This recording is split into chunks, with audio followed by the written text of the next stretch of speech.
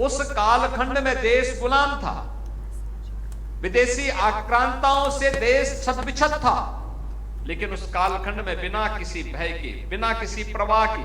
सनातन धर्म की पुनर्स्थापना के जिस बृहत्तर अभियान को, जिस पवित्र अभियान को उन्होंने अपने हाथों में लिया था, वह पवित्र अभियान सार्थक रूप से आगे बढ़ता हुआ दिखाई दिया। और उसी कड़ी को स्वतंत्र भारत में कभी लौह पुरुष सरदार वल्लभ भाई पटेल ने सोमनाथ के मंदिर के पुनरुद्धार के माध्यम से किया, और उसी कार्यक्रम को प्रधानमंत्री मोदी जी ने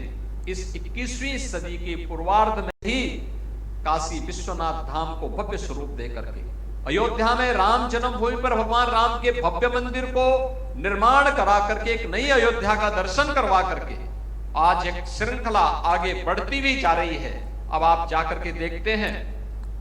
कि मां विंध्यवासिनी धाम का एक भव्य स्वरूप, अनुमान करिए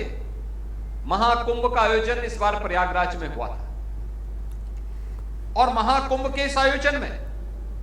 देश और दुनिया का कोई भी ऐसा सनातन धर्मावलंबी ही नहीं, बल्कि अन्य जिज्ञासु भी, जिनके मन में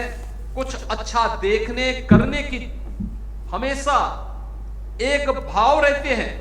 उन सभी लोगों ने प्रयागराज में आकर के मां गंगा, मां यमुना और मां सरस्वती की त्रिवेणी में डुबकी लगा करके पुण्य के वे भागीदार भी बने, और उन्होंने वह भव्य और विहंगम दृश्य देखा है महाकुंभ का, जो सनातन धर्म की एक झांकी को प्रस्तुत करता हुआ दिखाई दे रहा था।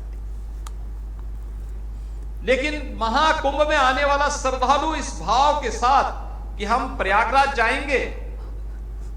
महाकुंभ का स्नान के पुण्य भागीदार तो बनेंगे ही, लेकिन हमें यहां से अयोध्या और काशी भी जाना है, हमें नैमिषारण्य भी जाना है। आप याद करिए, अगर काशी, अयोध्या, नैमिषारण्य या चित्रकूट में उस प्रकार की सुविधा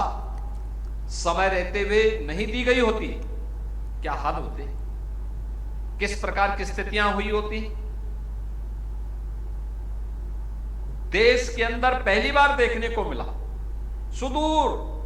दक्षिण से, तमिलनाडु से, केरल से, कर्नाटक से, आंध्र प्रदेश से, तेलंगाना से, पूर्वोत्तर के राज्यों में अरुणाचल से, मणिपुर से, मेघालय से, मिजोरम से, उत्तर में जम्मू कश्मीर से, हिमाचल से, और नेपाल और भूटान से भी दुनिया के 100 से अधिक देशों से आने वाला श्रद्धालु और पर्यटक इस बात का साक्षी बना है कि महाकुंभ के बहाने उसे अयोध्या और काशी के दर्शन करने का भी सौभाग्य प्राप्त हुआ। और भव्य स्वरूप देख करके,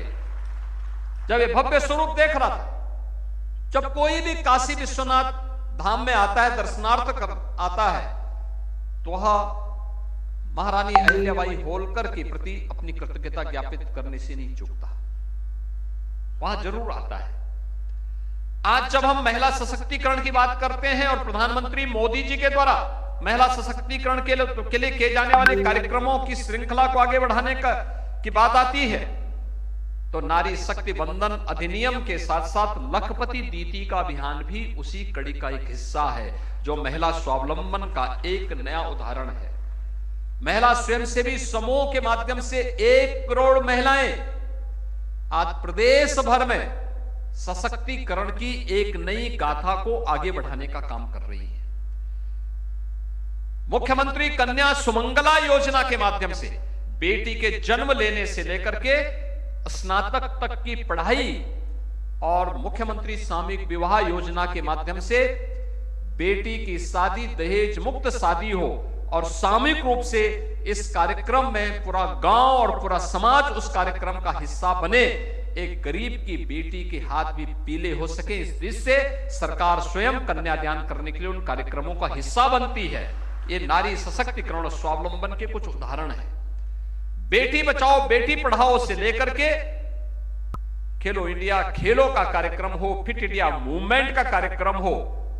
या फिर नारी शक्ति वंदन अधिनियम, ये सभी कार्यक्रम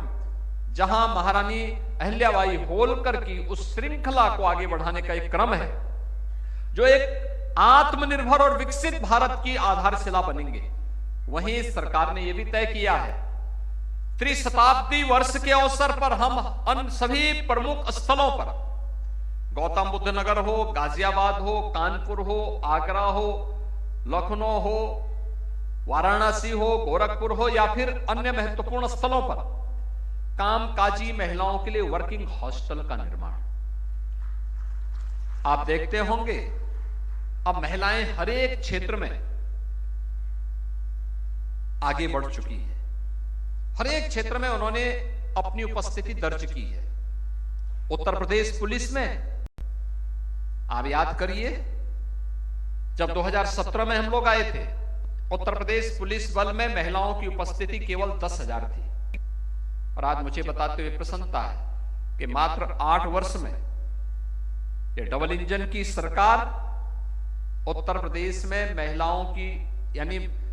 महिलाओं की उपस्थिति, आज वहां पे लगभग 40,000 महिलाएं कार्य कर रही हैं, यानी पुलिस बल का हिस्सा बनी है, जिसमें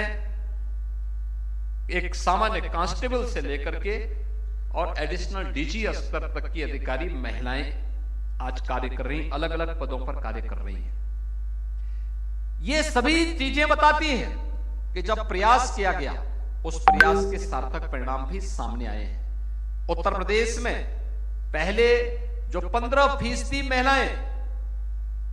कामकाजी व्यवस्था के साथ जुड़ पाई थी, आज उनकी संख्या बढ़ करके अब 35% से ऊपर हो चुकी है। इन 8 वर्षों में लगातार इसे बढ़ाने का प्रयास किया जा रहा है। और हम लोगों ने तो कह रखा है कि पुलिस बल में भर्ती होगी तो उसमें कम से कम 20% बेटियों के लिए आरक्षित होना ही चाहिए, उनकी उपस्थिति वहां होनी ही चाहिए।